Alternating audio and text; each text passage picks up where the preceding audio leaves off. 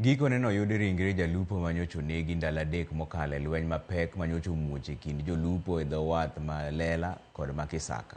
Jolupo ma nyinge no en Duncan Otenga nyocha onegi e lwenyno mar laro kar lupo e kind jolupogo mawuok Kisaka e Suba North kod Lela manie Homabay Town.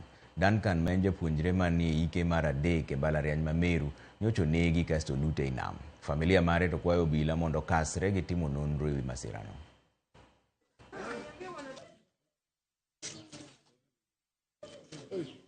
An gi mirima mang'eny chunya, sirkal konya uru. Nyathina nonege yo marach kendo bete. Ka nyathina ka gima en jakuo.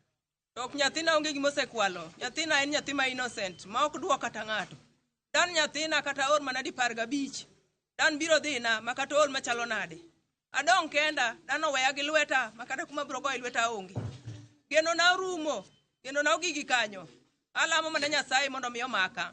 Sirkal yie ukonya. Kendi nege mana gi ng'amo ng'eyo, jagweng'. Wath mar Kisaka nodhi ovamia gi e nam. To ibuokogi to kendo goyogi. Ma gikone nyathina no to ginege e pi.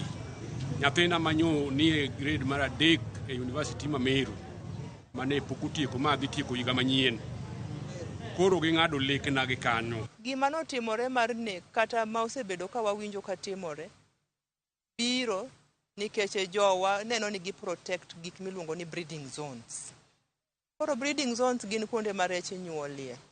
Ma beach ka beach oketo tenge kama giweyo rech nyuolie kendo dongo.